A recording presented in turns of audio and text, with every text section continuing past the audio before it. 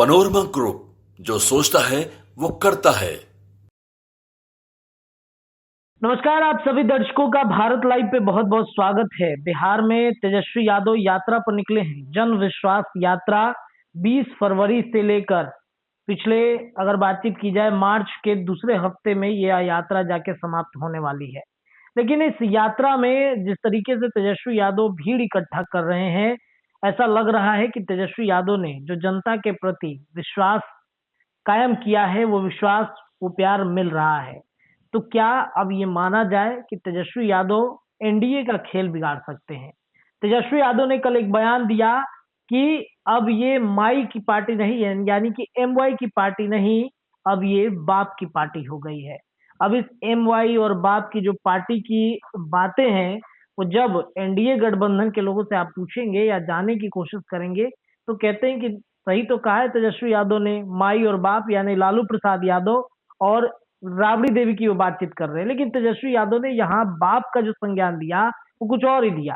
इस बाप में जिस तरीके से उन्होंने कहा कि ये सभी का मिलाकर, यानी बेरोजगारों को मिला करके, जो पिछड़े हैं उनको मिला करके, यानी कि सभी बिहार के लोगों की ये पार्टी है। अब ऐसे में तेजस्वी यादव के इस बयान पर बिहार की राजनीति आखिरकार गर्म क्यों हो गई है?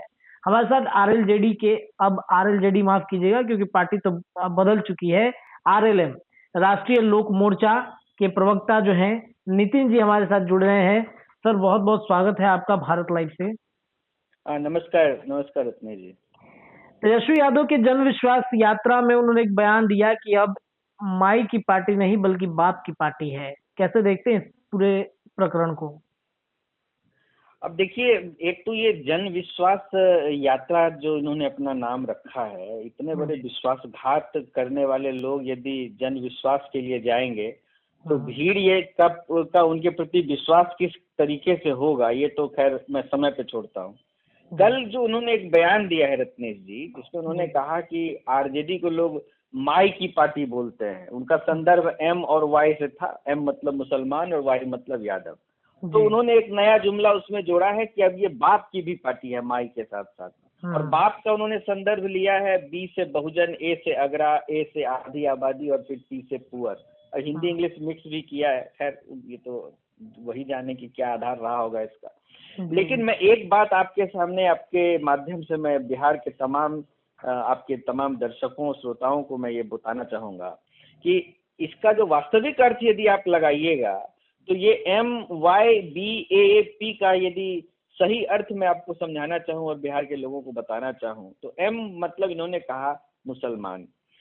आप ये देखिए रत्नेश जी कि इस्लामिक आतंकवाद पर यह पार्टी लगातार मौन रही है और यह मौन रहते हुए इस बात की ओर इशारा करती है कि ये मुसलमानों के लिए मौन है, जबकि इस देश का मुसलमान, इस प्रदेश का मुसलमान ईमानदार है, इस देश के प्रति राष्ट्रभक्त है, लेकिन उसके अपने मौन के आधार पर ये मुसलमानों को बदनाम करने का प्रयास करते हैं ये आरजेडी के लोग।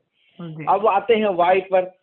ये जो भ्रष्टाचार और अपराध जिस तरह से बढ़ता है इनके शासनकाल में, तो आप बताइए कि सबसे ज्यादा शर्मिंदगी किस समाज को होती है? ये तो यादव समाज है जिसको सबसे ज्यादा शर्मिंदगी झेलनी पड़ती है, तो यादव अपमानित होते हैं। अब चलते हैं इनके नए जुमले पर। बी से कहा इन्होंने बहुजन। हर कोई जानता है आरजेडी के शासनकाल में बहुजन समाज के लोग सबसे ज्यादा आपराधिक वारदातों और शोषण के शिकार हुए हैं। यदि ऐसा नहीं होता तो आरजेडी के टुकड़े नहीं हुए होते, समाज का कई वर्ग खड़ा नहीं हुआ होता रत्नेश जी। तो ये जो बहुजन की बात करते हैं, इनका तो इसका कोई अधिकार ही नहीं है। अब आते हैं इनके पहले ए पर। इन्होंने कहा अगड़ा। अच्छा बताइए, जिस पार्टी ने खुलेआम यह नारा लगाया हो कि भूरा बाल साफ करो, उसको क्या हक है अगरों के बारे में बात करने का? किस आधार पर बात करने की कोशिश कर रहे हैं अगरों की ये लोग?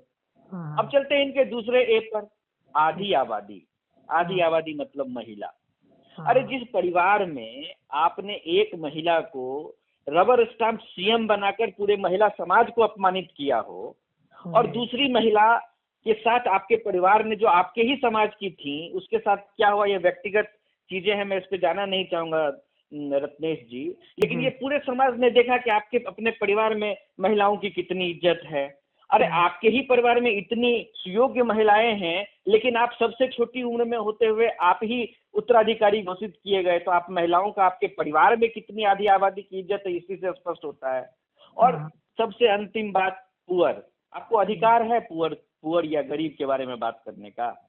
अरे जिसके परिवार में चारा घोटाला, अलकतरा घोटाला, लैंड फॉर जॉब, आय से अधिक संपत्ति, इतने सारे मामले आए, या गरीबों की भलाई के लिए आए हैं? इतनी अकूट संपत्ति जो जमा की है आपने, गरीबों का भला करने के लिए की है? अरे कोई विश्वास नहीं करेगा, आप करते रहिए जन विश्वास यात्रा, आपका पूरा परिवार और आरजेडी विश्वास के लायक ही नहीं है। अरे चंद सीटें परिस्थितियों की वजह से आपको पिछले चुनाव में मिल गई, इस बार आप चुनाव में आइए, जनता एक एक ये माई बाप सबका हिसाब लेगी। और सच में किसी ने कहा, भारतीय जनता पार्टी के संपर्क में किसी ने कहा कि आपके माई बाप की ही पार्टी है, इससे ज्यादा कुछ है नहीं, परिवार की पार्टी है, परिवार तक ही सीमित रहेगी। जी सर, ये जो आप लोग फुल फॉर्म निकाल रहे हैं, मुझे तो ऐसा लग रहा है कि भीड़ देख के एनडीए गठबंधन डरा हुआ है कि 2024 में 25 में खेल बिगाड़ते हैं। देखिए रत्ने जी, पिछली बार भी देखिए, जब कोई जनसभा होती है तो उत्साही युवक आते हैं, देखने के लिए आते हैं।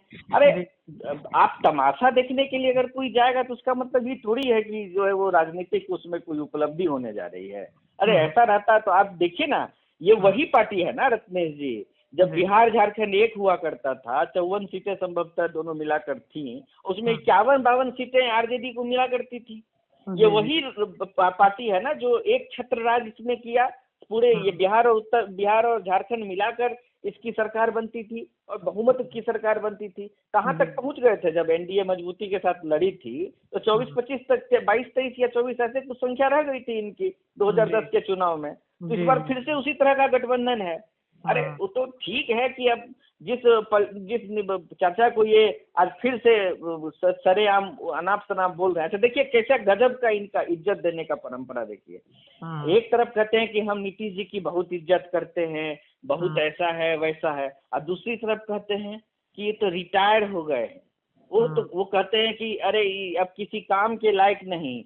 अरे ये आप तो, या तो आप कहिए इज्जत की बात मत कीजिए, या फिर आप फिर ये मत कहिए कि हम इनकी इज्जत करते हैं, या इस तरह का स्टेटमेंट मत दीजिए। ये हर रोज उनको बेइज्जत करने का स्टेटमेंट देते हैं, साथ में कहते हैं। और ये क्या है, ये केवल जाति के आधार पर सेटिंग है कि हम हर जाति को अपना कब्जा में लें, सत्ता में किसी तरह से आए, अब फिर से शुरू हो जाए अपना वही अकूट संपत्ति का धंधा। तो अभी तो पहले इनका विभागों का जांच शुरू हुआ है, अभी क्या नया कारनामा किए हैं तो जांच के बाद ही पता चलेगा। अच्छा, विभाग का जांच हो रहा है, तो एनडीए गठबंधन में माफ कीजिएगा, महागठबंधन में रहते हुए नीतीश कुमार क्यों नहीं जांच करवा रहे थे? उस समय गड़बड़ी का पता क्यों नहीं करवा लिए? गठबंधन से जैसे ही हटते खुलासे पे खुलासे करते हैं ना कि जब लगातार मुख्यमंत्री ने कहा ना विधानसभा में कि बहुत शिकायतें आ रही थी, गठबंधन टूटने का तो एक बड़ा आधार ही यही बना है कि इनकी गड़बड़ियां बहुत बढ़ गई थी। तेजस्वी ने ये भी शिकायत की कि स्वास्थ्य विभाग में हमने बहाली निकालना चाहा, लेकिन हमारा फाइलें नहीं आगे बढ़ने दे रहे थे। वो लोग कह रहे थे बजट। अब तो देखिए, अब आप ही के सवाल को यदि हम कहें तो जब गठबंधन में थे तब काहे नहीं ये बात कहे? वो बाहर निकल के अनाप शनाप कुछ भी बोलेंगे, उसका आधार कुछ है क्या उनके पास? अगर आधार है तो वो भी सामने में रखिए। देखिए, गलत का किसी तरह से सहयोग करने वाला आरएलएम नहीं पार्टी है। आरएलएम पार्टी जो है, राष्ट्रीय लोक मोर्चा पार्टी, सत्य के साथ हमेशा संघर्ष करने वाली पार्टी रही है। हम लोग पद के भूखे नहीं है, लेकिन सवाल ये है कि जिनका पूरा आपराधिक चरित्र रहा है, जिनका भ्रष्टाचार का चरित्र रहा है, वो ज्ञान जो बांट रहे हैं पूरे बिहार में घूम घूम के, आपके प्रति कौन सा विश्वास रह सकता है? क्या आधार है आपके प्रति विश्वास रहने का? आपका जो भी विश्वास रहा था, विश्वास भी था ना, वो आप सरकार में रह के फिर पता नहीं क्या किए हैं, नहीं किए हैं, जांच होगी, सामने आएगा मामला। आपने अपना रहा था विश्वास भी खत्म कर लिया है। मतलब आप घूमिए जितना घूमना है। मतलब डरे नहीं है, डर इस भीड़ से कोई मतलब नहीं है। अरे देखिए भीड़ जुटाना, भीड़ का मैनेजमेंट करना। अब मान लीजिए अगर किसी के ऊपर अकूत संपत्ति जमा करने का ही आरोप है, तो अकूत संपत्ति से भीड़ जमा नहीं की जा सकती है, करने दीजिए जमा। इस नाटक नौटंकी से थोड़ी किसी के ऊपर फर्क पड़ने वाला है। एक बड़ी रैली भी करने वाले हैं तेजस्वी यादव मार्च में। करेंगे ना भाई, आप संपत्ति का प्रयोग कहाँ करेंगे? संपत्ति का प्रयोग और करेंगे कहाँ? करेंगे इससे। अच्छा, उस भीड़ को देख के अगर बहुत फर्क पड़ जाता तो 79 पर काहे सिमट गए थे? पूर्ण बहुमत की सरकार बना लिए रहते पिछली बार। घूम घूम के तो यही सब बात न कह रहे थे जो अभी कह रहे हैं। आपको जब मौका मिला तो आप आरोप लेके फिर। अच्छा देखिए, एक और बात, ये बार बार कहते हैं कि हमारा तो दाढ़ी मूछ नहीं निकला था, जिस समय का आरोप है लैंड फॉर जॉब वाले मामले पर। अरे आपने आज तक जिसमें कोर्ट ने आपके पिताजी को कन्विक्ट किया, आपने खुलेआम कभी मंच से कहा कि हाँ हमारे यहाँ अपराध हो गया, हमसे गलती हो गई, हम माफ हमको कर दो? आप तो उसका मलाई अब बहुत बढ़िया से इस्तेमाल कर रहे हैं। उसी अकुत संपत्ति से बनाए गए घर में रहते हैं, दिल्ली में जब जाते हैं तो पूरा परिवार रहता है। अरे आपने कभी ये हिम्मत जुटाई कि हाँ मेरे पिताजी से गलती हुई थी, जिस पर कोर्ट ने उसको अपराधी घोषित किया और जेल की यात्रा करके आए हैं? कभी उन्होंने कहा क्या? तो कैसे माना जाए कि तेजस्वी यादव जो है ईमानदार है? कभी उसने ये नहीं कहा। और आपके लिए राष्ट्र यदि प्रथम है, यदि प्रदेश प्रथम है, तो आपने उसकी प्राथमिकता दी होती। आपके लिए तो परिवार प्रथम है, इसलिए आप मौन रहते हैं, मौन समर्थन करते हैं और उसके सारे दुष्कर्म से कमाए गए पैसे का आप उपयोग करते हैं। इसको और कैसे देखा जाए?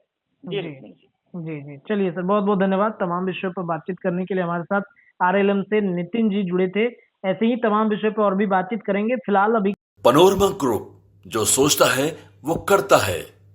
अगर ये वीडियो पसंद आई और वह बिहार के राजनीति और बिहारियत से सरोकार रखेनी तो सब्सक्राइब बटन दबा के चैनल के सब्सक्राइब कर ली। ओजे एगो घंटी बा, ओकरा बटन दबा देला से कुल सटीक और मारक खबर रुआ मुफ्त में मिल जाई। अगर रुआ पत्रकारिता के हमनी के नया प्रयोग में सहयोग कर चाहतानी तो ज्वाइन बटन दबा दी। पेटीएम नंबर नोट कर ली 9386816700। धन्यवाद।